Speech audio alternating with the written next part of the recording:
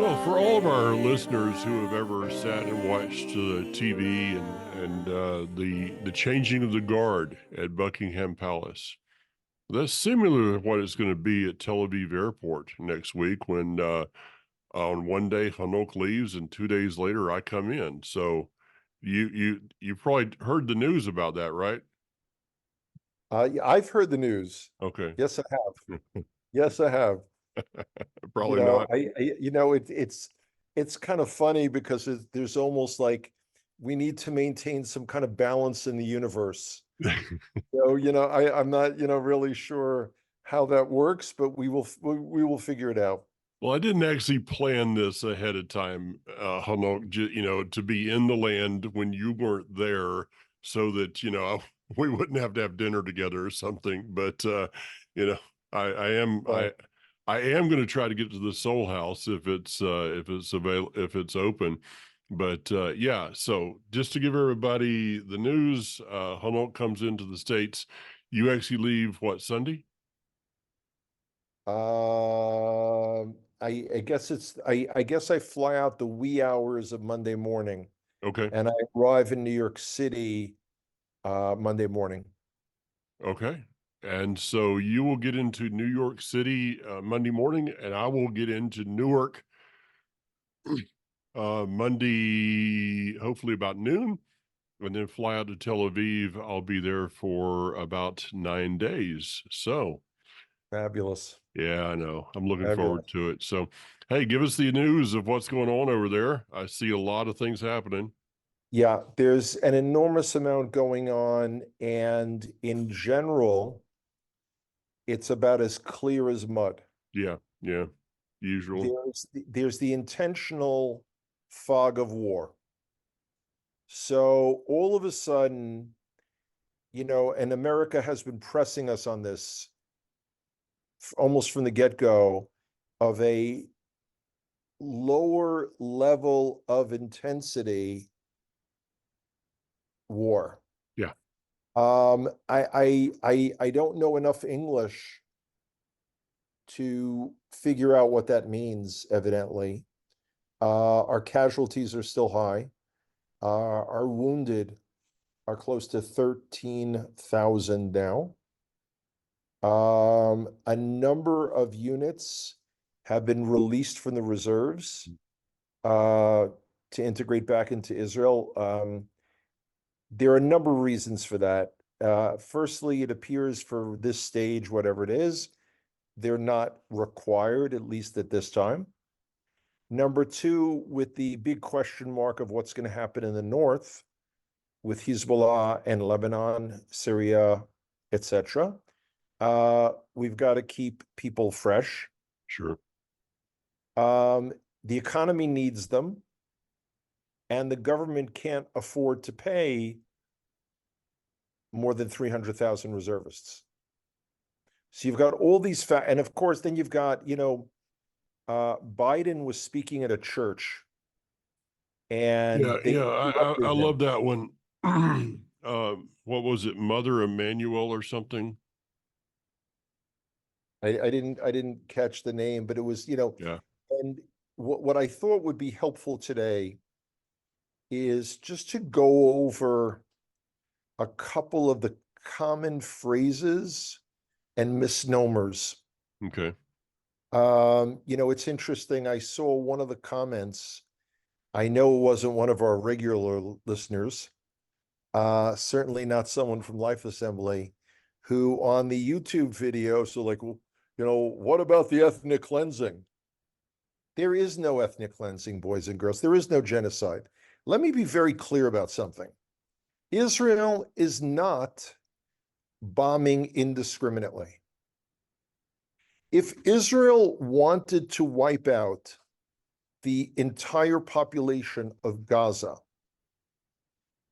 this war would have been all over before the 10th of October, yeah, probably by the 9th. All of Gaza would be sand and rubble. Now, people say, well, what about and then they'll quote a number. The latest number being bandied around by the terrorist supporters is 20 to 22,000 casualties in Gaza. Hmm. Where are those numbers coming from?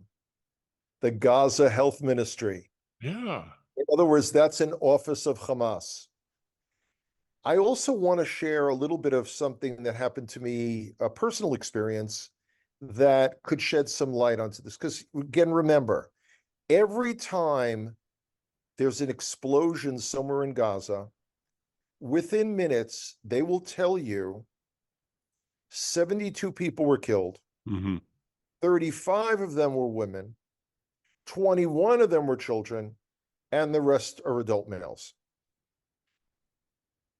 Instantaneously. Yeah. Now, they couldn't have even approached the rubble of alleged building, let alone cleared it. But they have these numbers.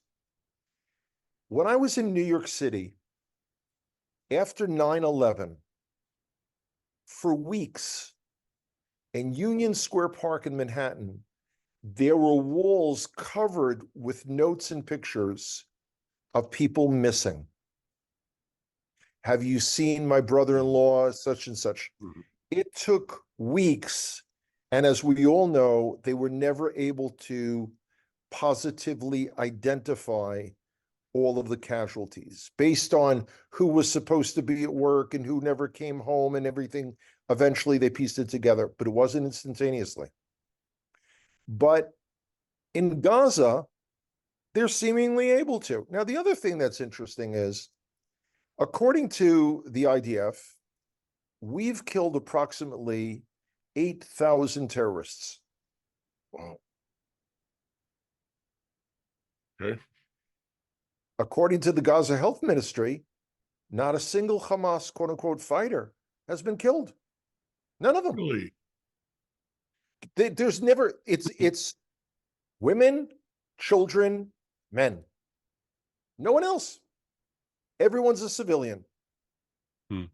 And it is unbelievable. Now, so Biden was interrupted, and ceasefire now, ceasefire. And I want to remind people, on October 8th in New York City, there was a major Hamas. Now, again, remember, we're talking about 24 hours later. Yeah. So this was a planned demonstration calling for a ceasefire. Israel hadn't done anything yet. We had not retaliated. We had not moved into Gaza. That was weeks later, calling for a ceasefire. So the idea, in theory, is you can rape, torture, mutilate, behead, and murder as many Israelis as you want, but there has to be a ceasefire. Again, let me remind people, we never had a peace deal with Hamas. No. We had a ceasefire through the 6th of October. Pardon me. Let's see where we're getting rockets now. Yeah, this is just great. This is never ending, which, by the way, leads into another chapter.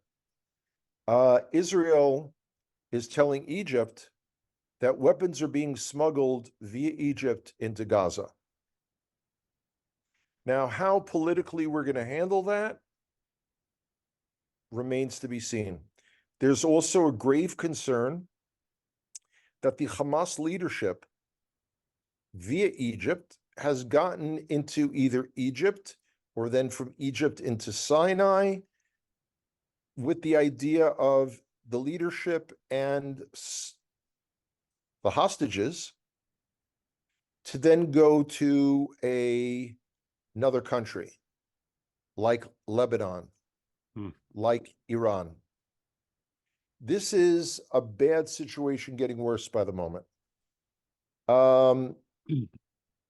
So that's the kind of grim thing. The other thing, of course, is the chanting from the river to the sea, intifada, there is no solution, intifada revolution. And you've got these highly educated morons who are going around. I mean, seriously, Yeah. in terms of book knowledge, they've got diplomas that I don't have for sure, and they went to schools that I never could have dreamed of ever going to. But there, again, it's back to the from the river to the sea, but you don't know which river and what sea. I don't even know if they know what planet it is on. It You it know, you it you talk about highly educated morons. I would beg to differ that these people are actually educated. I really think they know nothing, nothing at all. And for the most part, this is people that are getting paid probably yeah. to go out and protest. They have no clue what they're talking about, what they're doing, what the issues are. To call them morons, I think you're giving them a little too much there. But it's just the narrative, Hanok. And by the way, I just did look at the YouTube. I don't look at the comments all the time. I don't have time for that. But I do appreciate people that put comments up. But for the comment you mentioned, I have something to say. Comment? What comment? Yeah, it's no longer there. That didn't take long to delete that person, and it felt good.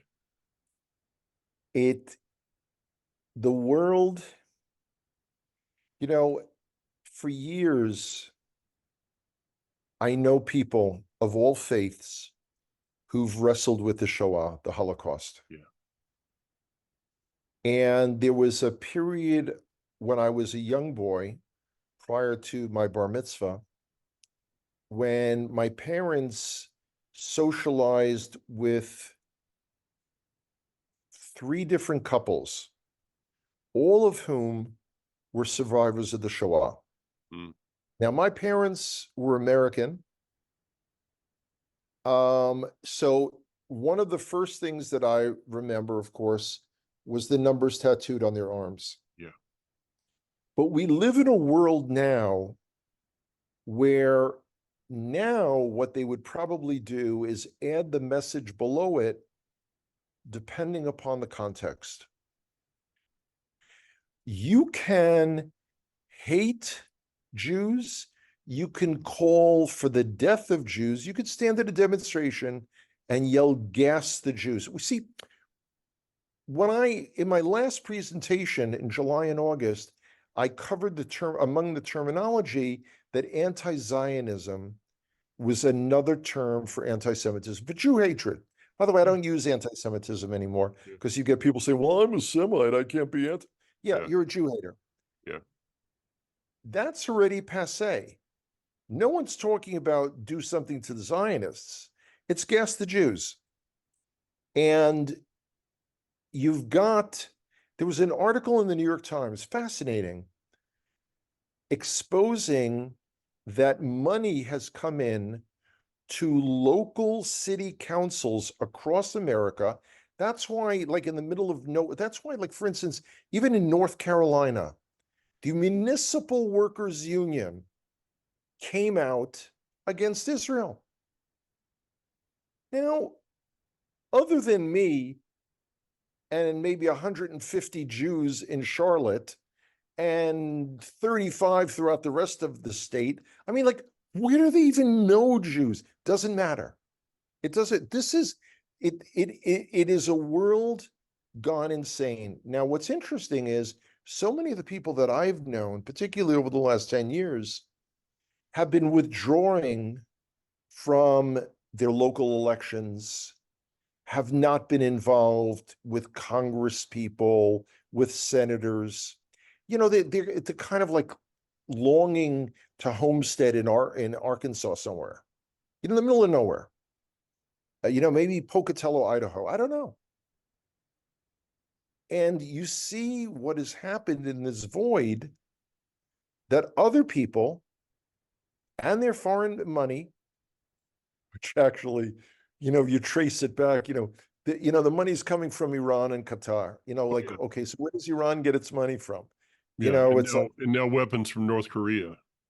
yeah, this is the whole world is standing up. And from a perspective of Jews, we're looking around saying, where's everybody? Because other than and the thing that's a shame is that the people listening to this broadcast, Mike, are not the people I'm speaking about. Yeah, I know. Yeah, The ones that need to hear this are not the ones that tune in. yeah. And to those that are tuning in, you might be thinking, okay, why is this guy going to Israel? Well, I mean, it's pretty obvious to me. I think they mean you, Yeah, I not know. me. Yeah, why am I going to Israel? Pretty obvious is just to show support, and people might think, well, that's a lot of trip, probably a lot of money. Yeah, it is on both sides, but it's kind of like as a pastor, Hanok, I've sat overnight in ICU rooms with people that are dying. It's one thing to send a text and say, I'm praying for for your loved one to get better. It's another level to make a phone call. It's a whole different level to show up at the door to the ICU room. Yeah, And that's kind of what I'm trying to do. I'm going to be in Jerusalem for about 4 or 5 nights. I'll be up at Harbor Ka, basing out of there. I've got a number of places I'm going to. I really don't have an agenda though. I'm just going to walk the streets, wherever Hashem. I'm just wanting to, figure that out. We'll figure it out when I'm there. But the other thing that I'm planning to do is walk around and do a lot of video, which will not be my commentary as much as just walking around the streets of Jerusalem and various places, driving down the road. A couple days I've got a car, and just allowing people to connect with the land in that way. it's Um, wonderful. and I'm hoping that somewhere along the way that maybe some others, uh, teachers out there, will get the idea that maybe they ought to be leading from the front on this, um, as Yeah, far as raising support for Israel and all of those things. It's just something that Kathy and I felt like I've got to do, and I checked in with I talked with numerous people, and it was like, yeah, this is the right thing. It's the right time, absolutely. and so I'm going to be there. The other thing I'm going to do, Hanok, and we haven't even talked about this yet because we haven't seen each other.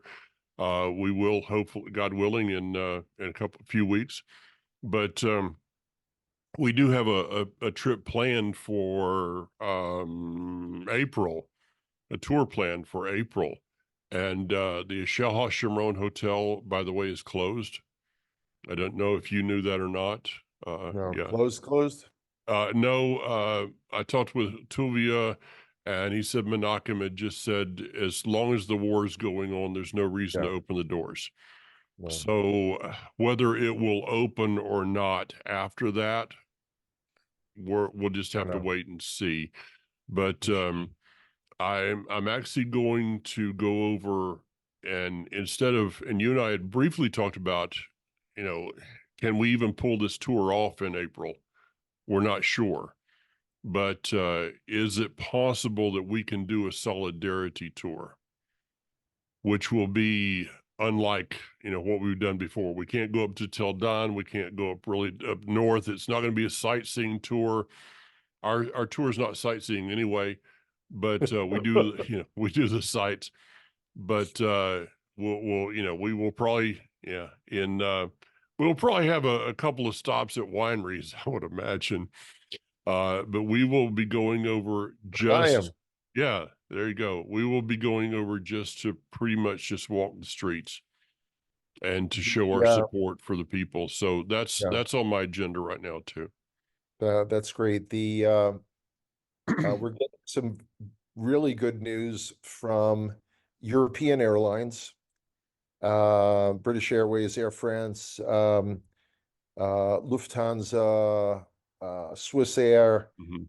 They're going to be coming back shortly. So, for our friends looking to travel from the US, of course, you can fly LL direct, Yeah. or you can fly to, let's say, London, Athens, Paris, you name it, and then fly over to Israel. Yeah. There are lots of options. Hopefully, as time goes on, things will get better. No one can predict anything. Yeah. I get into conversations with people all the time. Um, again, not friends, but kind of random Israelis that I wind up dealing with. And people are all over the place. The only thing that I can say is consistent is even when you take the train and they will say, Yachad Netzach, together we will win. Wow.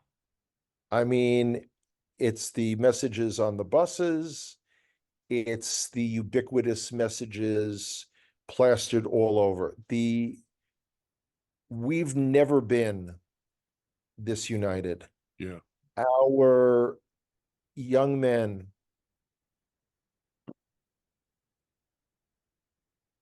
you read their letters to their families, generally to their parents, and they are all in on this. Oh yeah. And we still have 80,000 people out of their homes in the north. Mm. So this is something that, we're we're already working on plans to restore those communities in the south that were devastated and destroyed. We, as of yet, don't have a solution to the situation with Hezbollah in Lebanon. I mean, we have potential solutions, Mm. but we can only see whether it's going to be diplomatic, whether it's going to be war. At this point, we just don't know. Yeah. Uh, Back to where we started from, Hanok, regarding this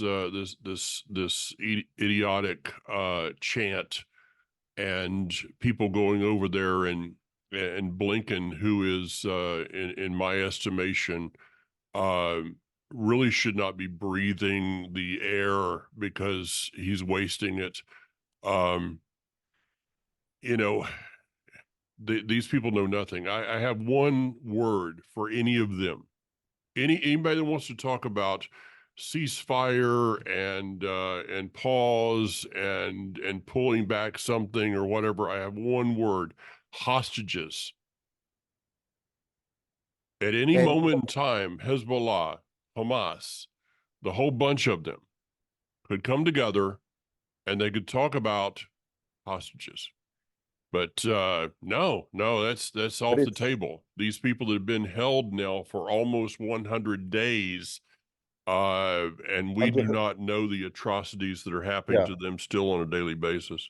yeah. That information is coming out little by little. Yeah. Two were released are finally speaking up. But it's interesting. The other night there was the Golden Globes, and there were a handful of people that wore a yellow ribbon. When I say Mm, handful, I think it's like two, maybe three. yeah. One who didn't, by the way, was Natalie Portman, who's Israeli. But my point is, no one held up any signs. No one said anything. Yeah. Not a single one. Now, Fear Bibas is 1 month almost to the day older than my Yoni, my grandson. Wow. Now, I did see a picture from the Golden Globes, and I remember this from 2014. People, actresses holding up signs saying, "Bring our girls home." Oh yeah. That was those girls taken by Boko Haram, another Islamic terrorist group. one of the chants in the 70s when we used to do what we did at demonstrations was Jewish blood is not cheap. In the eyes of the world now, it's incredibly cheap.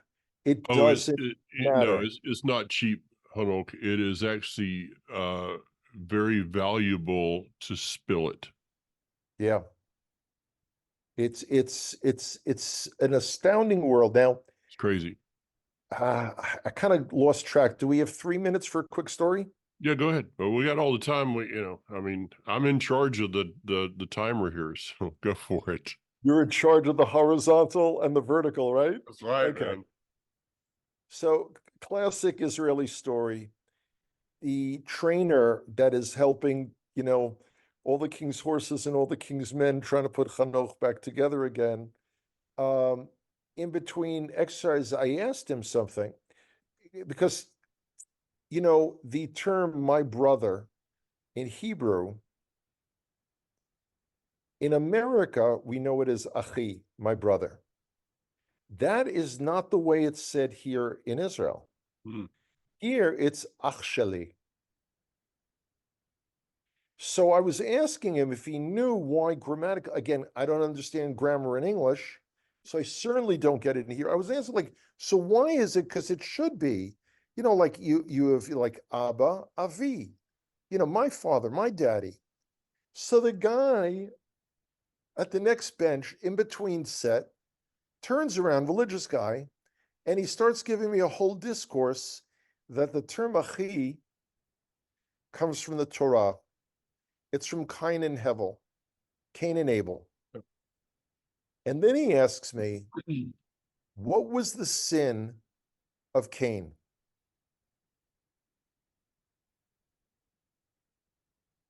So I thought either he thought I was really stupid or I was being led into a trap. So I said, well, obviously, because he killed his brother. And he smirked at me and he said, that's one of two sins. The other one is when he said, why are you asking me about my brother? In other words, why should I care?